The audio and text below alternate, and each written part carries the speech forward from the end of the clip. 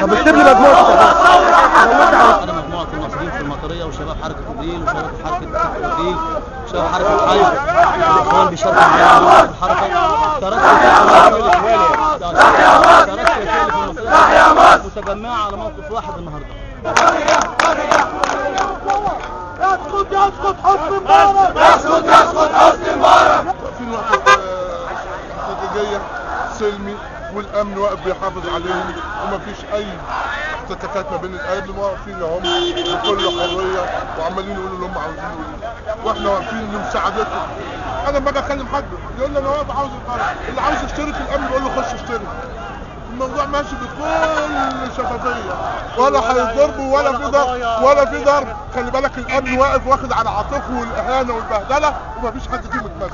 سيبو سيبو سيبو سيبو سيبو سيبو سيبو